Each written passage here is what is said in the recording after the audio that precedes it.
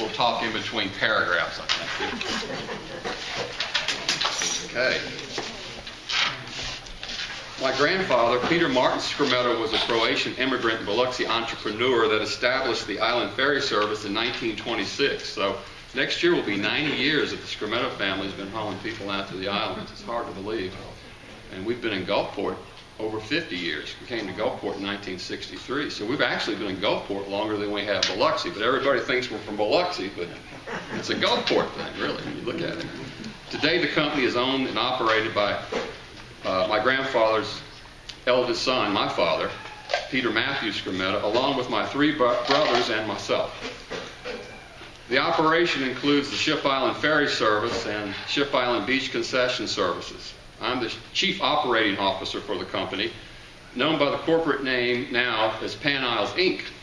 Pan Isles, Inc. functions under a competitive contract awarded by the U.S. National Park Service. Our company was recently awarded a new 10-year contract beginning this year. So we have been the concessionaire with the National Park Service since the inception in '71. We're very fortunate to be able to keep that contract because Park Service really doesn't know what to do with it. They don't like to see these long incumbents in these contract situations, but they can't find anybody else to do what we're doing. So I guess we're in good shape. The Park Service administers the entire string of the Mississippi Barrier Islands as part of Gulf Islands National Seashore. Pan Isles' fleet consists of 3 passenger vessels that provides daily ferry service to West Ship Island in Fort Massachusetts from the Gulfport Yacht Harbor. 2 of the company's larger vessels are approved by the U.S. Coast Guard to carry over 300 passengers each. Our operating season is approximately 6 months from mid-March through October.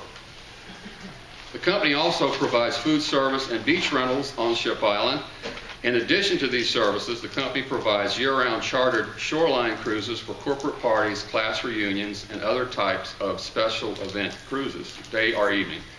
A 2 to 3 hour charter usually includes a short tour of the Gulfport State Port, followed by a sunset cruise along the Gulfport-Biloxi shoreline.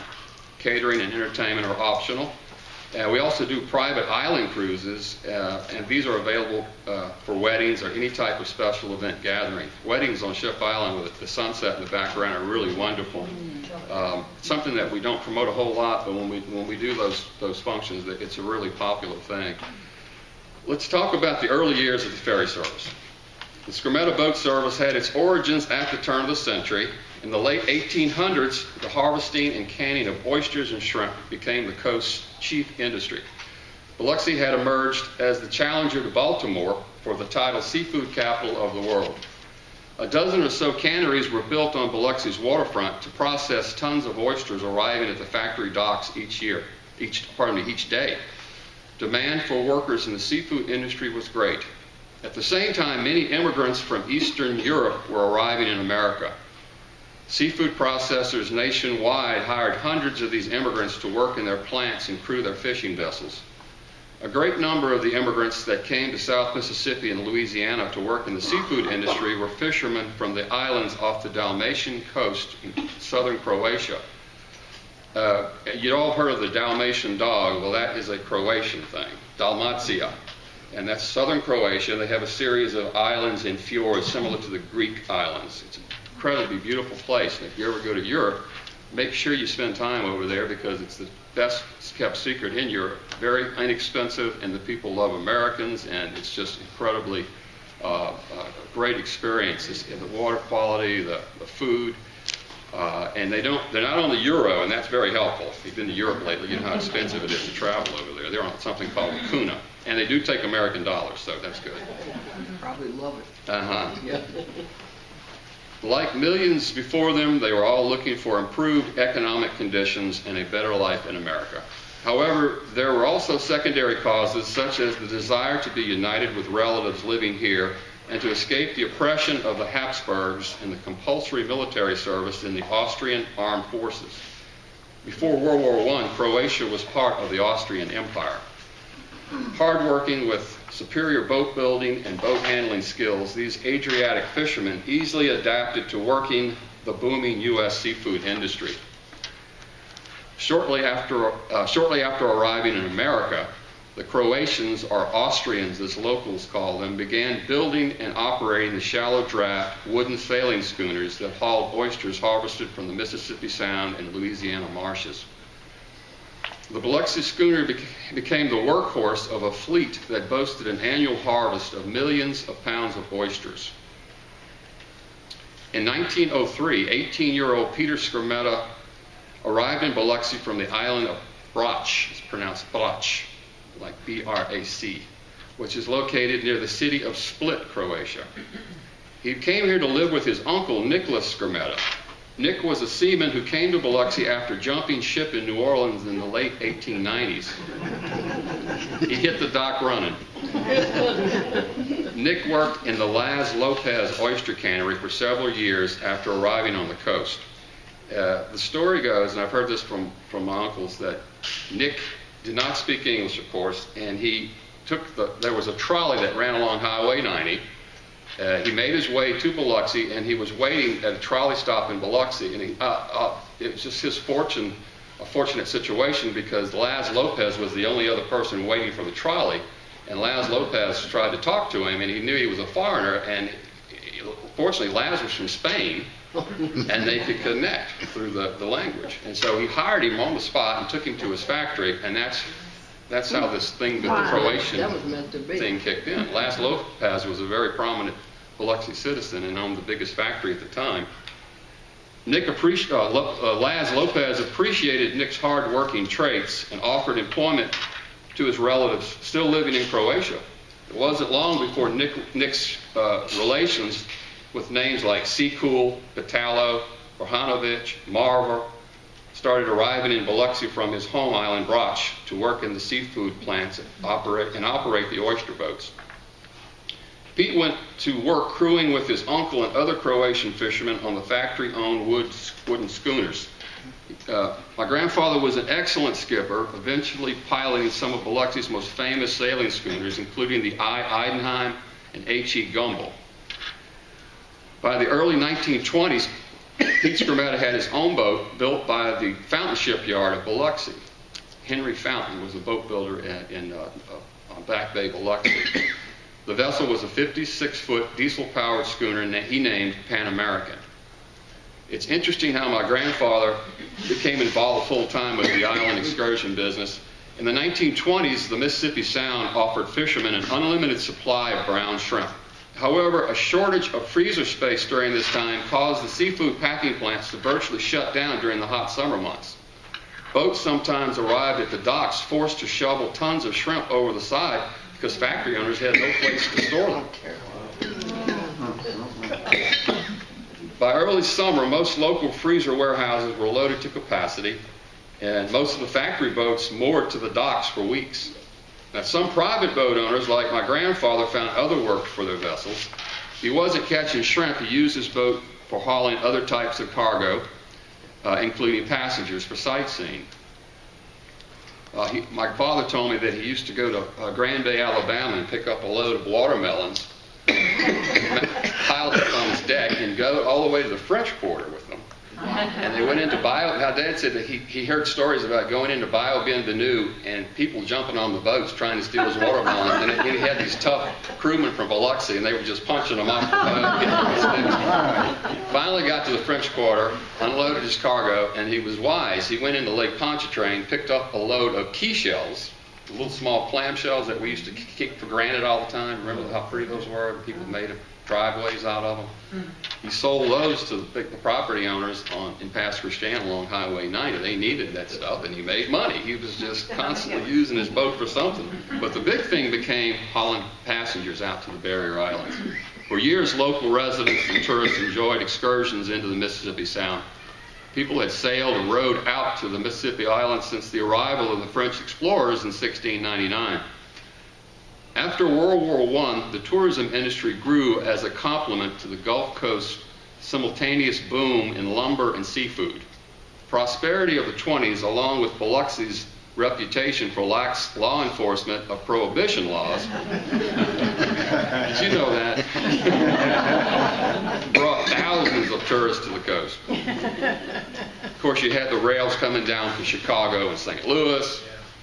it was paradise in the 1920s. As a result, construction of beachfront hotels quickly followed. Famous Biloxi resort hotels like the Tivoli, Biloxi, and the White House were built to accommodate the growing number of visitors arriving each summer by rail. Each property had a long boat dock jetting out into the Sound, allowing boats to pick up hotel guests for sightseeing or island excursions. In 1925, Colonel J.W. Apperson, owner of Biloxi's Buena Vista Hotel, decided to offer gambling as well as drinking to his patrons. To accomplish this, he had to go beyond the so-called 12-mile limit, which was considered legal for gambling and alcohol. He partnered with Biloxi and Skeet Hunt, owner of a large sandbar between Horn and Ship Islands, known on the charts as Dog Island. Skeet renamed his property the Isle of Caprice and built a new beach resort on the island that quickly became popular with locals and tourists. Captain Pete became one of several boat owners that ferried visitors and equipment out to the island's new casino and dance hall during the summer months. The Pan American would make stops at each hotel pier, picking up passengers wanting to surf bathe in the clear green waters of the Gulf surrounding the island. Surf bathe, that's a cool term.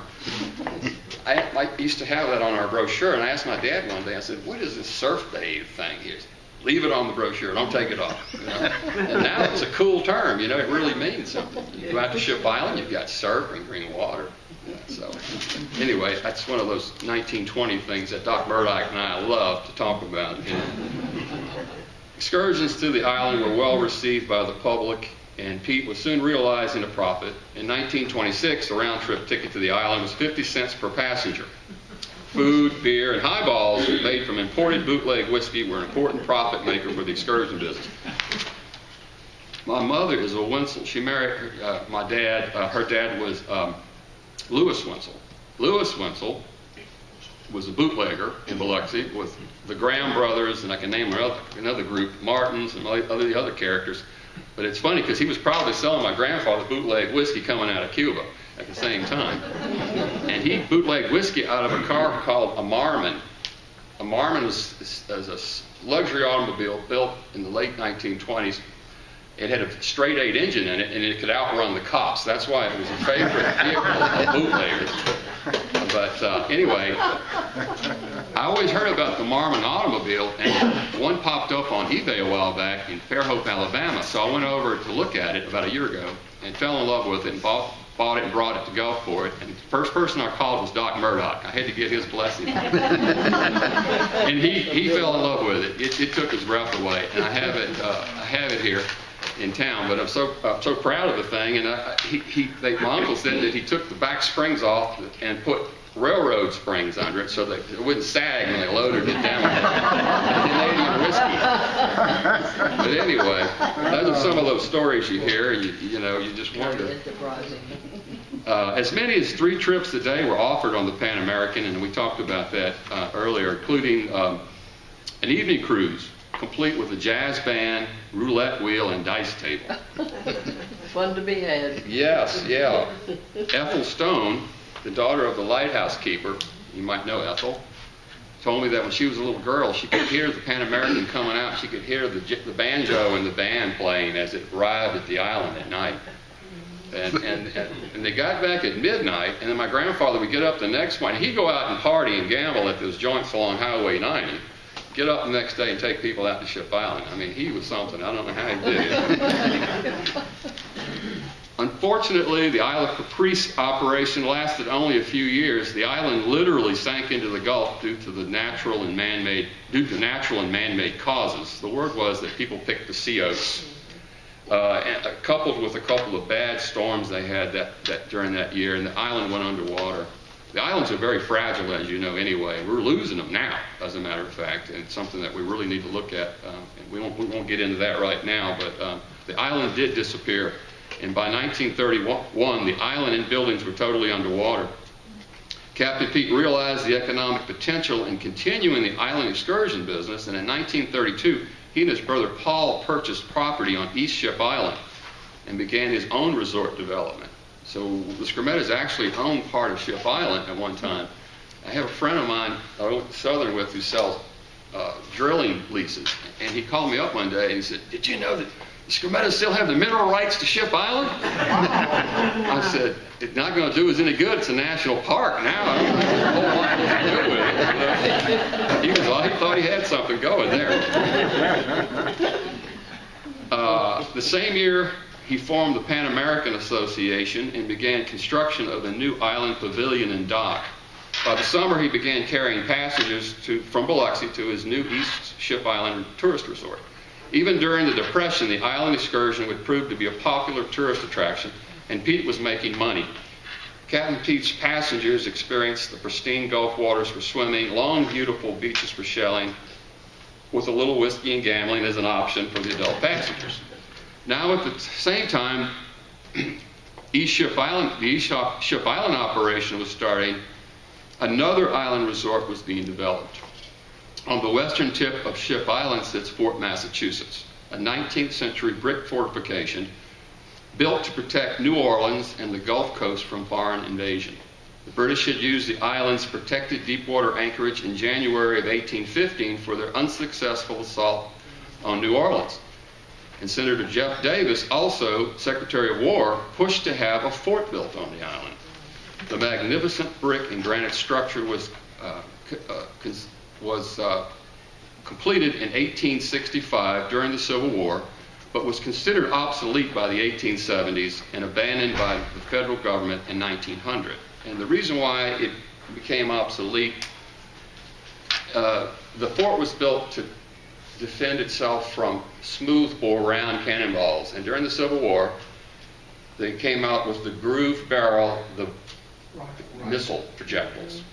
And a young lieutenant at Fort Pulaski in Georgia, Savannah, Georgia, who was the first one to use this new weapon, asked for permission to try it at an assault at Fort Pulaski and was successfully able to break through a wall at Fort Pulaski. And that totally ended brick forts as far as a deterrent.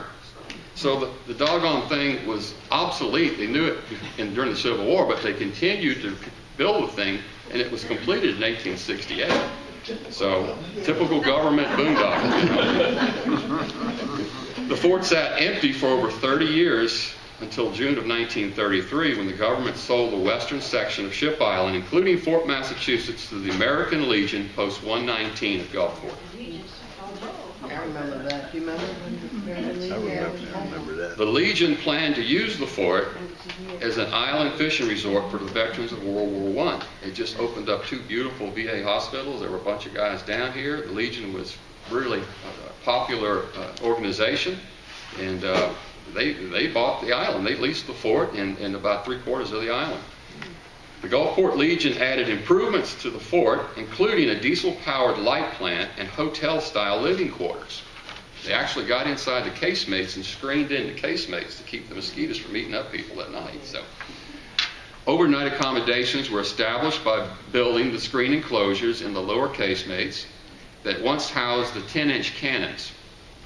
A 300-foot pier was built next to the fort to accommodate arriving excursion boats. Later, a beach pavilion, bathhouse, and restaurant was built next to the fort, turning the spot into what Legion Commander Judge Luther Maples described as a real playground and fishing resort.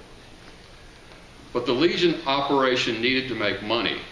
To capitalize on the summer tourists flocking to Biloxi in the 1930s, the Legion began a partnership with Pete Skrmetta, offering him an exclusive Biloxi ferry contract to haul passengers to their new resort if he would agree to give up his fledgling operation on East Ship Island. He accepted the offer with a simple handshake and began an association with the Gulfport American Legion that lasted until the National Park Service purchased the island in 1971. No contract, just a handshake. Wow. Captain Pete's ferry service still did well during the summer, operating 2 trips daily at capacity. Pete and his crew transported thousands of visitors to from Biloxi to the Legion Resort. At the same time, Dr. Darren, an optometrist, you say that word? Optometrist. Optometrist. Had a boat called the Lysistrata and the Cavalier. I remember Alyssa Strada. So they were at the Legion Pier going to Ship Island with their group, mostly veterans, and then my grandfather was coming out of Biloxi with the tourists. So that was the original Ship Island excursion operation. And I was hoping that the mayor, Uri, would be here tonight. Did he show up? Is he over there? There he is. I want to get him to talk a little bit about that. But, Mayor, would you share a little bit about that information? Am I right? It was Dr. Darren that had the Lysistrata. Yeah. Now, he was a member of the He Legion. had the Cavalier. He had the Cavalier. First, and then he had the Lysistrata, I think, after the 47 hurricane, I believe. Uh-huh. He got the Lysistrata. The Lysistrata was the former yacht of Ryan, not Ryan, but big steamship company out of Mobile. It's a custom boat that they had built, and he purchased and converted it into a Lysistrata passenger. was the name of a Greek prostitute. Oh. It's a pretty name. She was a 60-foot boat, and she was Big boat, 60 foot. That's the the Gulf Cavalier. Coast. The Cavalier was there from 30. So the Cavalier was the original Legion boat, and that was a Biloxi schooner. Yeah. Converted schooner. Uh-huh. And how many passengers, you know how many people carried? 75. Uh-huh. Uh-huh. All they could fit, right? Yeah, I worked on both the Cavalier and the Lysistrata as a young boy back in the late 40s and early 50s. But anyhow, the Legion courses lost all their records when Katrina wiped them out down here. So Oh, yeah, I'm sure I Camille researched too. everything I could. I went over to Biloxi to the finest Historical Society records that I've ever seen and researched them. I saw one picture of Ship Island, the pier, with the clipper on this side and the Cavalier on the other side. Uh-huh. And I recognized the Cavalier because she used to have a big double-ended lifeboat up on the top of it. But that's the only thing that I ever found. My wife and I both went away for quite a time. Right. And we could not find any records relating to the operation at Gulfport in the Lysistrata. Now, the Lysistrata was sold later through the Gulf National Bank, and then they repossessed it, and then sold it later to a group of Sea Scout program in Slidell, and that's the last I've heard of the Lysistrata. Now the Queen Mary that was owned by Joe Boardman, it sat in the Gulfport Well, the Harbor. Lysistrata was owned by Joe Bourne. They bought it. Okay. They bought the Lysistrata. Okay. No, the Queen Mary was another boat. Another boat. No, it wasn't a Ship Island excursion No, boat. no. It was a big boat, but it wasn't. Yeah, It wasn't no, Lysistrata. Okay. no, it Okay. wasn't. It was the Lysistrata. Okay. All right. Yeah. Yes, sir. Those records, the actual papers of the vessel, National Archives is going to have those. Was that right? Yeah.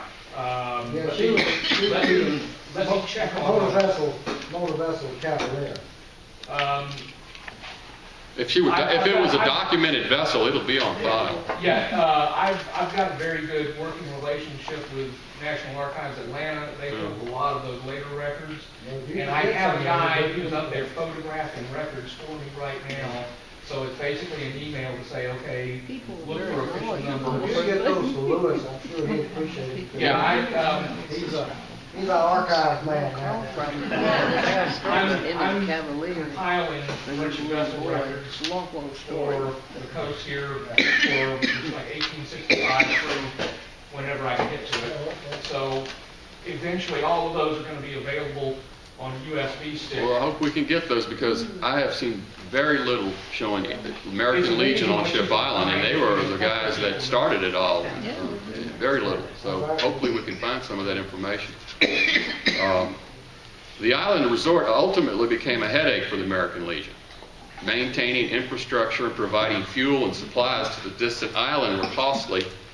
Equipment did not last long in the harsh saltwater environment. Frequent storm damage called for continued and expensive repairs to the pier and island buildings. And even during the Depression, workers were hard to find that were willing to live 10 miles offshore. The island isolation was not popular with the employees, and many quit after working just a few weeks. Many of you know Milton Broom had Broom Studios for many years. And I happened to talk to Mr. Broom right before he passed away. He was in his 90s, and he told me one day, he said, you know, I worked on Ship Island. And I turned to him and said, what? He said, yeah, I came down from Woodville or one of these little podunk towns in Mississippi and came to the coast and needed a job, and they sent me to Ship Island. I was 17. And he remembered all of the Legion people that worked out there. He was naming names, and I just regret not writing that stuff down when I had a chance to speak with him about it. But he came, I invited him on the boat, and he came back a couple of weeks later, and we walked around the fort, and he showed me where the screen enclosures were, and he showed me how the generator operated, and I learned a lot from him. But unfortunately, I don't have a whole lot of nobody has a whole lot of documentation about the American Legion. I think Camille got it, 69, when they were on the beach. After the start of World War II, the federal government closed the island for 4 years. This added to the Legion's financial problems.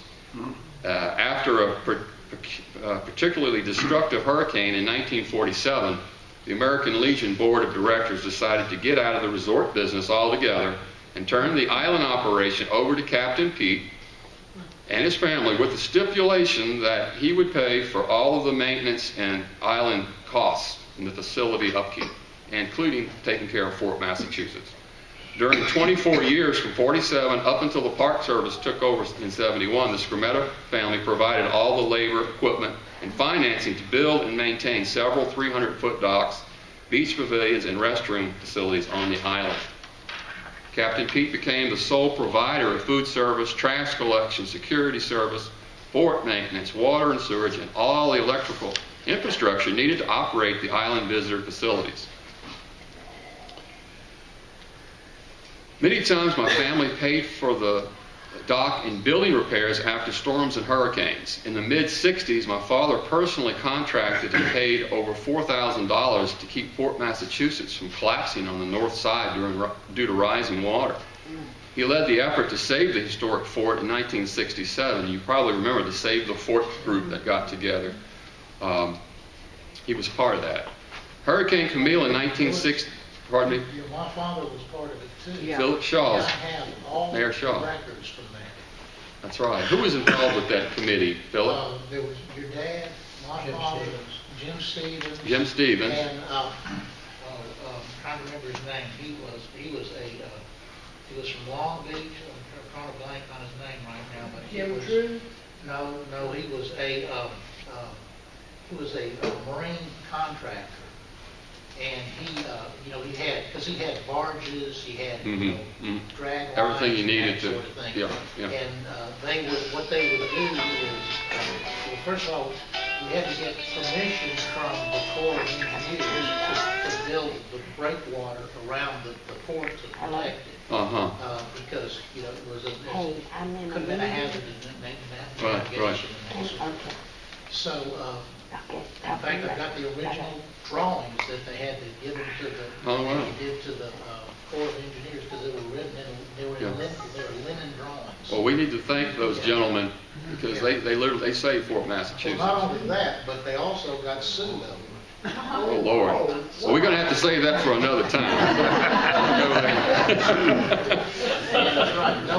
All right, well. Moving on.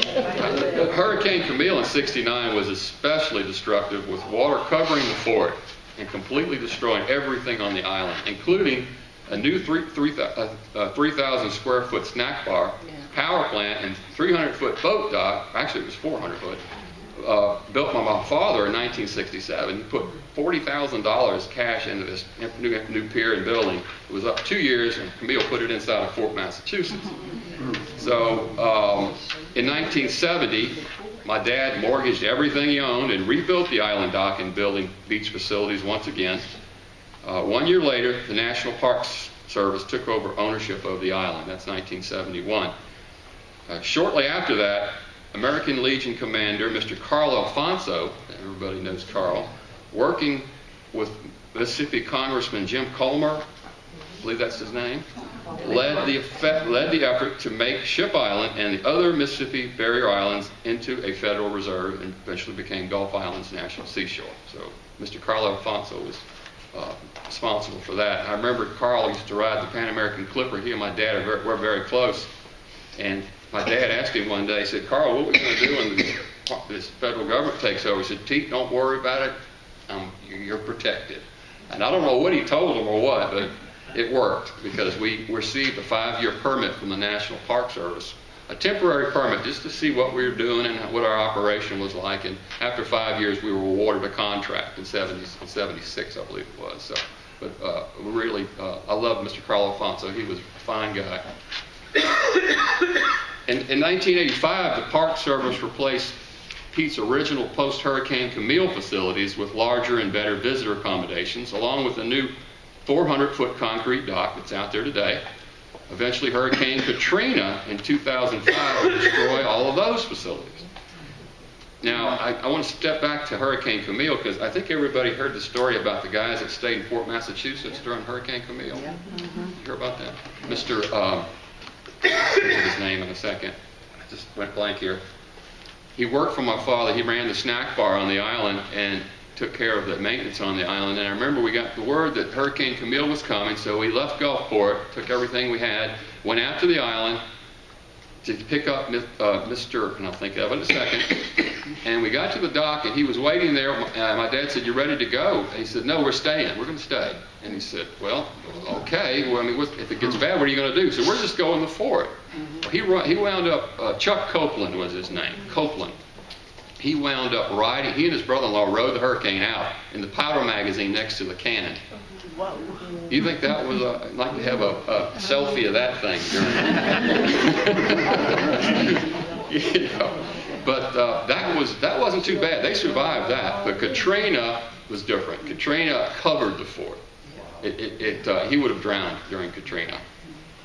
Fortunately, in 2009, the National Park Service received enough funding to replace the temporary post-Katrina island facilities with all new permanent structures currently enjoyed by 50,000 plus visitors a year that we currently transport out to the island, as well as thousands of private boaters that enjoy the islands each year. So that's where we are today, and we'll take a few questions here. I'm sure that some of you folks We have. have about 15 minutes for questions. Yeah, okay. You first. Yes, sir. Private boating people, can they go to those docks and stuff? Oh, yeah, private boaters, sure, yeah. I've done it. The only thing we ask is don't block us when we're trying to unload 300 passengers. You know, you get these dinglings that pull up, you know, instead of moving up 20 feet, they want to block the end of the pier, but no. Yeah, it's open to the visiting public. It's a great place for private boaters. If you have a boat, we're so lucky here in Mississippi because you go to Florida and you leave Florida ports and you're out in the Gulf. You have to go to Cozumel, the next island. We've got the barrier islands with protected coves and wonderful fishing and something that really needs to be promoted more, recreational boating opportunities. You don't hear about it, and I'm working on that though. But yeah, it's open to the public. It sure is. Another thing, the Park Service is currently working on consolidating East and West Ship Island.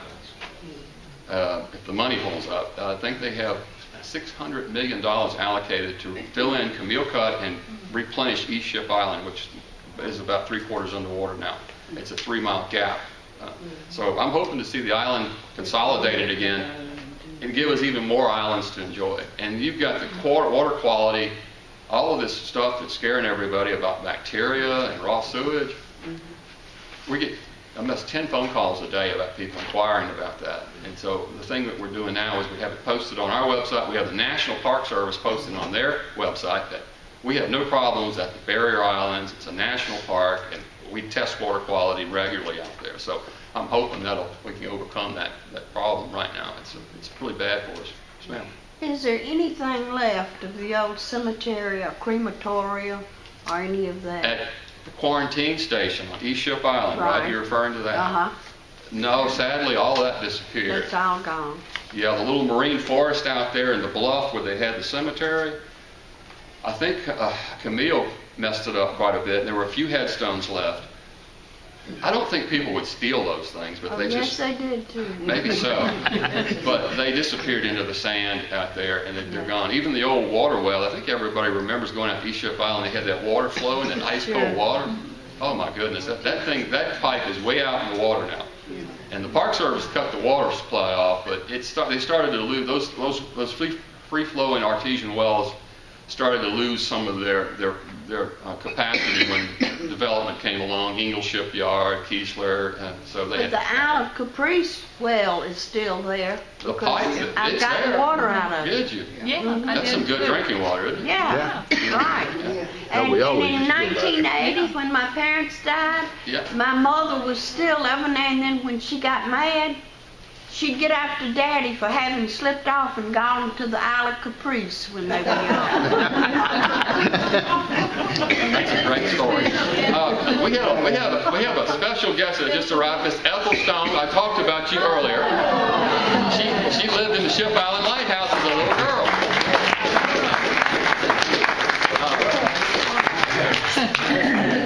She knew Captain Pete, my grandfather, well. So, but I was telling them about when you were a little girl, how you heard the Pan American coming out at night and the jazz band would play. Oh, it was horrible. Did you like the music? Well, we had the windows open because we didn't have any air conditioner or anything else there. We had the windows open, I swear. Whoops. I could hear when they left Biloxi because the music would carry on that water, and I could hear them all the way out there. And then while they were on the island, they were really a riot. Good time to be And then had. all the way back until we couldn't hear it anymore. It was, thank goodness. that was on the weekends. That was called their midnight cruise on the weekends. But I hope that Ethel will come back and maybe talk about her life in Ship Island and living there at love some that, point. yes. Can you do that? Yep, maybe. All right. Any more questions? David? Hey, Louis, are they still working on plans to shore up Ship Island and make sure it's going to be there for long term? And then the second question I have, what about Cat Island? Will the Park Service ever think about taking people there since they own part of it now? Right.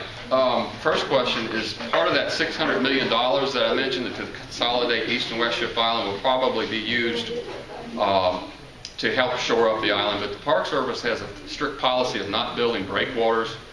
They pump sand in, and they're really picky about the sand quality, and that's the reason why it's taking so long to fill in East Ship Island right now, is because they're going to bring sand out from south of the island, way south of the island, but they're doing what they can, but it's almost a lost cause. Those islands are so fragile, and they are just drifting west, and when you dredge the Gulfport ship channel like you do, you're losing those islands. They're literally being sucked into that dredge spoil when they dredge for the ships going out to Ship Island. And I think you had another question. Yeah, Bob, you think there'll ever be a ferry service out to Cat Island? I think Cat Island's probably going to remain a wilderness area for private wilderness camping and wilderness fishing. I don't think the Park Service wants to get involved with them. They can't handle what they have now on Ship Island, I can tell you right now, with the funding situation. I mean, right now it's really sad because we used to have 3 park rangers a day working the fort in the summer months during the peak season between mid-May and mid-August. Now we have 1 park ranger, and they don't even give tours on Saturdays anymore. It's sad. They're depending on volunteers to do the fort tour. So, but the funding to the Park Service was slashed. Every time the federal government wants to slash something, they slash the Park Service. It just doesn't make sense, you know. If they could just might build a couple boats and a couple of fighter jets, maybe the Park Service could get funded. But When the $600 million, what, in addition to filling in Camille Cut, will there be any improvements, or what will be the public's access to the 7 or 8 miles east of the fort now? Is it? I'm hoping, and I'm going to push for permitted camping out there so people can stay out there overnight and camp with a park permit. They won't let you camp on Ship Island. It doesn't make sense. Now, you can go to Horn, but they won't let you camp on Ship Island. I have people that come on the boat all the time and say, can we stay out here? I said, well, go down behind that sand dune and hide. Yeah. I hope you got a mosquito net. But I think they need to do like they do in other national parks, have maybe 20 or 30 permitted backcountry permits and make the folks hike down to the middle of the island. And I think that's in the works. Because it's a long hike down there. It's really not going to be available except to people who have boats. Right. Well, out there on their own. their big concern was the vandalism of the fort before, when you probably all remember when the Ship Island Lighthouse burned down. Those were a couple of dinglings that climbed up after Camille climbed a rope up and left a can of sterno going and burned that beautiful structure down. And after that, they said no more people overnight on the island. It ruined it for everybody. But I think, and they were worried about Fort Massachusetts. They had some other fools that rolled the cannonball down the granite steps of the fort and chipped the steps going down. So, you know, so that's the reason why you don't have overnight camping. But the people in the park that visit parks and have permits are responsible. That's a different group, and I think that they'll reconsider that and maybe make that available to the visiting public.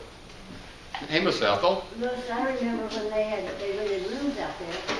Rented rooms? They rented rooms, and they had... In the fort, you mean? In the fort, and they had the front was screened in on the arches, and I think there were 4, and then they had a little half wall with a bed past that, and Grace and Tony Bertucci from Biloxi were the caretakers, and she did the food for them.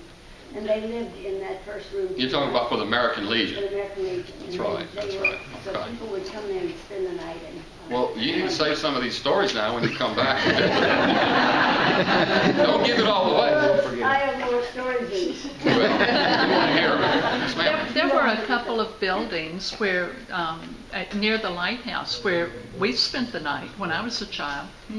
She might be talking about the lighthouse How keeper. about the quarantine station? We used to sleep there. Yeah, It was the next to the lighthouse. quarantine station was there for a long time, but I slept in your house. The house was destroyed in 47. Well, it was made unlivable in 47. Yeah, that'd be about right.